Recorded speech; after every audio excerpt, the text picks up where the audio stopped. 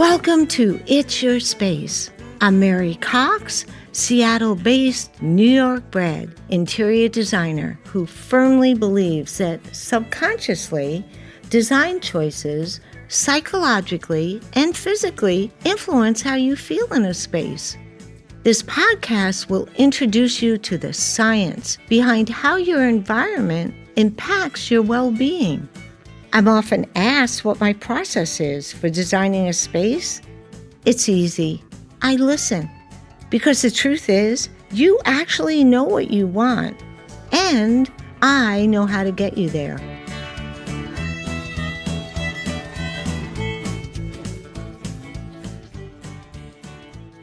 I was first introduced to Don Ruggles as he was listed on the Faculty of Science and Design website. As I went through the list of faculty bios, Don's jumped out at me, and I thought, I like him. It's kind of like a thing I do, I don't know. I just go with my intuition. But then I watched Don's webinar, and he talked about his book, Beauty, Neuroscience, and Architecture, and it actually brought me to tears. I felt I had finally found my tribe. This guy gets me. You see, I have intuitively designed spaces for more than 30 years now, and here was Don Ruggles validating with science what I had been practicing all these years. Interestingly enough, one of the first guests on our show was Ashley Blevins, Benjamin Moore's design and architectural rep, and we had shared a visceral response to a paint color in a restaurant where we met. Our reaction was not just to bad color choice. But now, thanks to Don, I realized we'd also had a neurological response. In Don's book, he asks, have you ever been in a room that you didn't want to leave? Or conversely, that you experienced a room that was unsettling? And did you sense you had to leave as quickly as possible? In this podcast, we explore how design influences our emotional experience in a space. Don Ruggles is the CEO of Ruggles Lindman Bell, where he has led over 1,000 architectural projects, totaling more than $6 billion in construction. He is a TED Talk speaker and author of Beauty, Neuroscience, and Architecture, exploring how design impacts our health and well-being through the lens of neuroscience. His work has been featured in publications including The Wall Street Journal, Lux Magazine, and Traditional Home. And he also produced the film Built Beautiful, an architecture and neuroscience love story, narrated by Martha Stewart.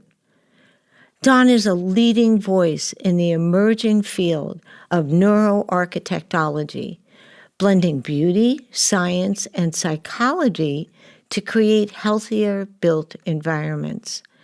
We are honored that Don Ruggles is joining us today. Don, welcome to It's Your Space.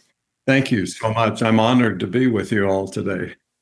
Well, Don, two of my favorite buildings in New York City are buildings that I consider beautiful. The New York Public Library's iconic 42nd Street building and the American Museum of Natural History. And every time I've been to either of them, I'm just filled with awe and I'm kind of humbled by their grandeur. And then after reading your book, which is fantastic, by the way, so everybody should go out and get it too. But I couldn't get over the photography throughout the book. And I was taken by photos of the design of like the Port House and the Royal Ontario Museum, and especially the Sharp Center for Design in Toronto. And our team here at It's Your Space, we were all in agreement that these buildings really disturbed us. They really disturbed us. And yet, when we were looking at different museums and all, I found the Guggenheim Museum in Dubai, and I found no beauty in the design, and to me it was just a compilation of metal. Meanwhile, Carly, our branding assistant, she thought, wow, that's kind of cool. I was like, what? And you state that not everything in design and architecture is beauty. So my first question to you is, what makes a building beautiful?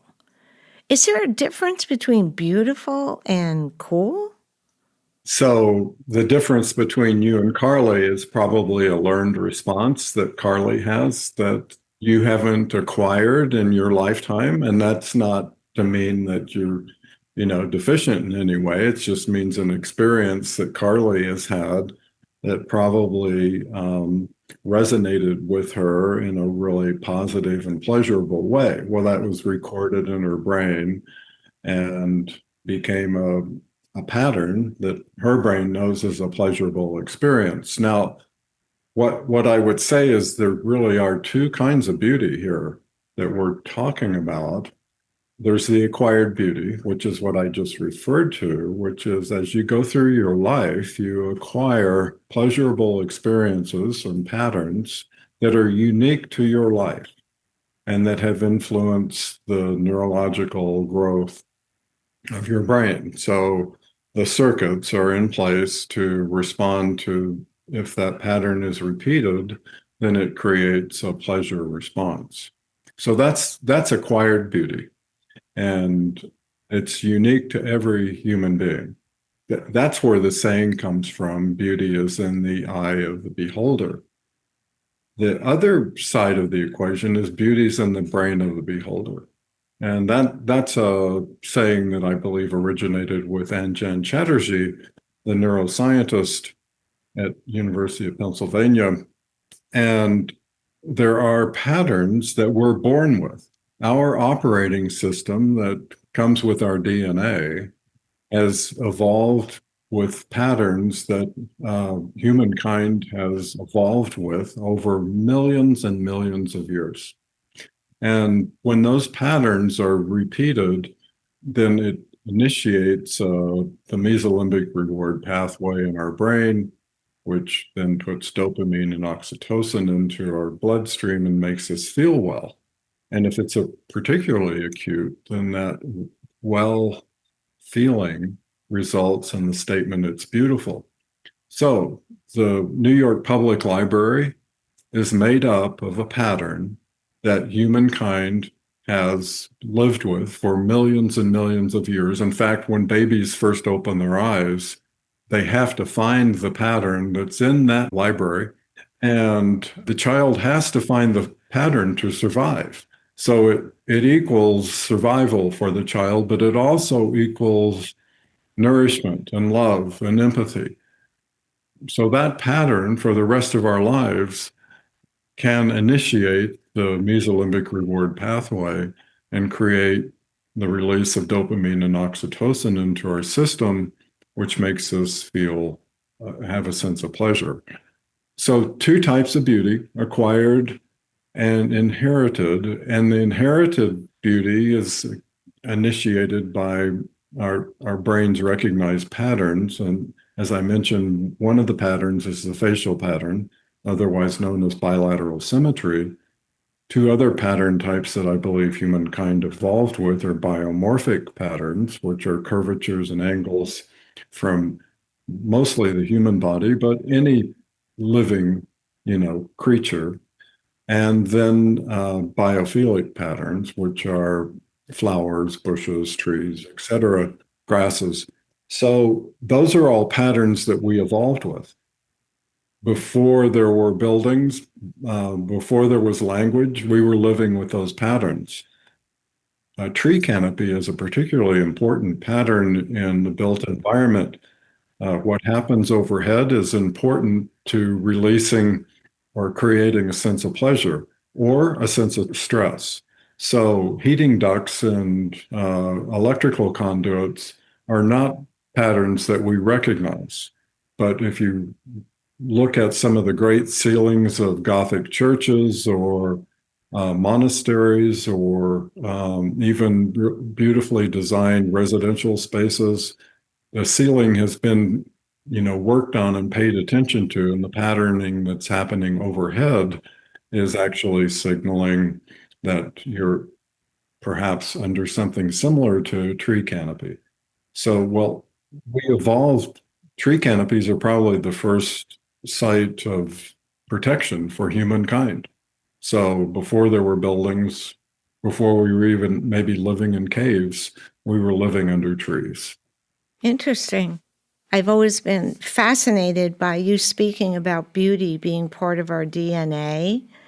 And as I mentioned to you on our phone calls, that my mom and grandmother were accomplished artists, and we were exposed to a great deal of art and poetry and museums from an early age.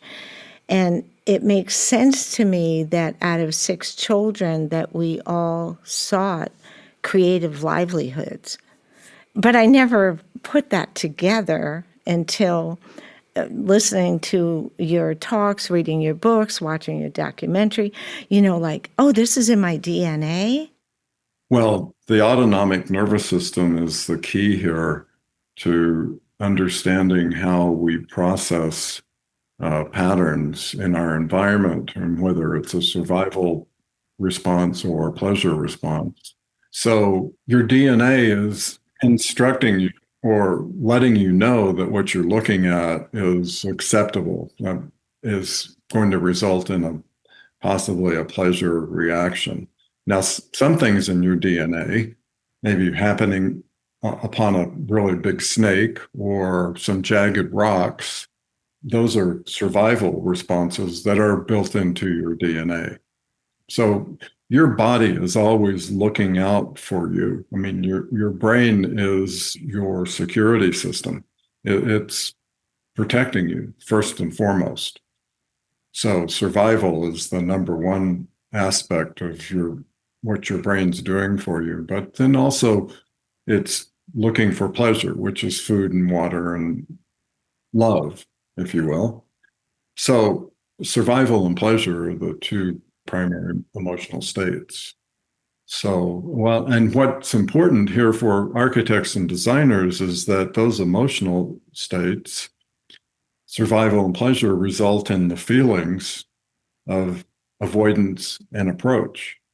So the buildings or the spaces that you create are going to create those two responses in your clients, approach or avoid. And that's what designers and architects need to pay attention to, is the spaces that we create are being processed by our subliminal nervous system, the autonomic nervous system, and it becomes feelings that generate either an approach or avoidance. Well, approach is dopamine and oxytocin. It lowers your heart rate and lowers your blood pressure and creates a sense of well-being. And it's just generally, a good state of health to be in. Well, avoidance is adrenaline and cortisol, which is elevated blood pressure, elevated heart rate, and inflammation, and then a whole catastrophic down-regulated things that happen that are not good for our health. So avoidance is a stress response. And that we have to learn how to avoid that as architects and designers. Everything about it is fascinating.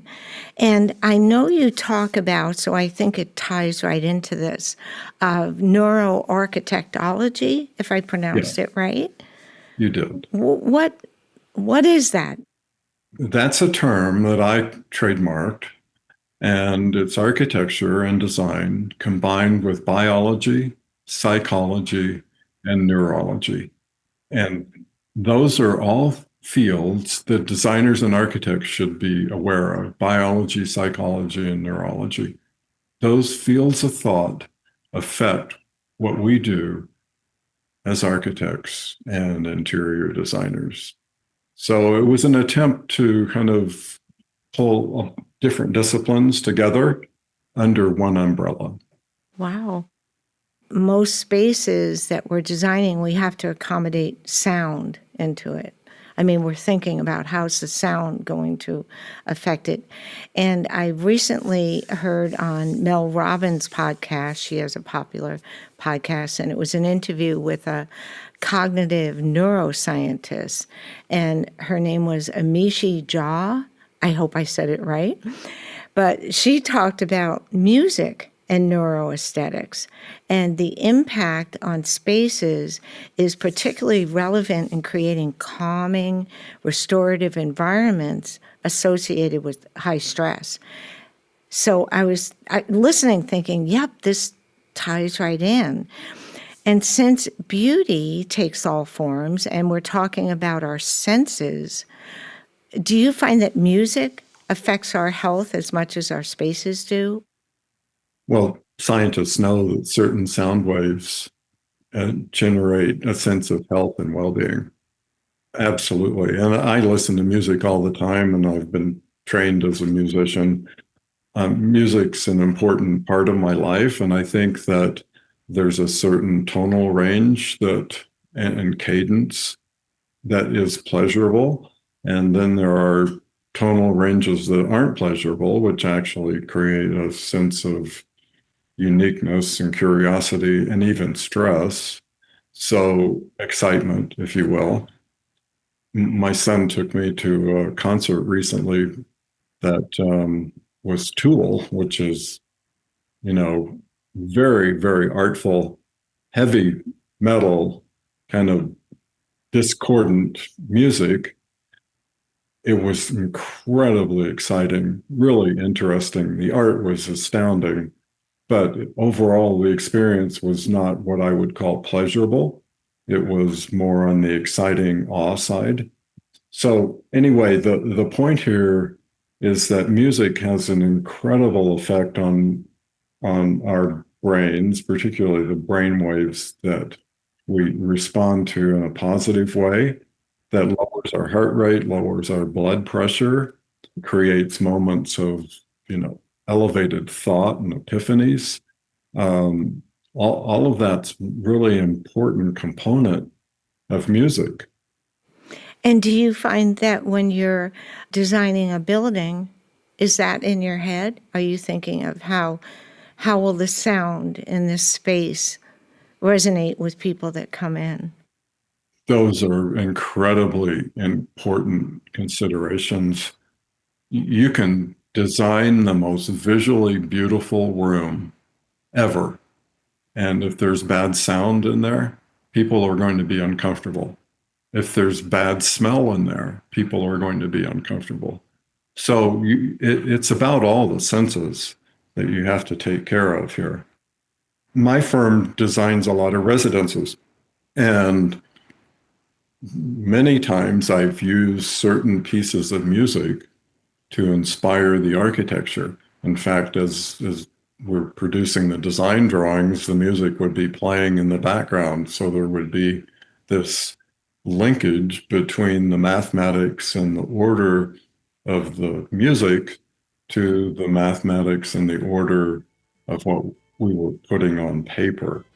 And so many of my houses have been assigned different musical pieces. So works by Beethoven and Mozart and Vivaldi. And so anyway, use it as a creative tool.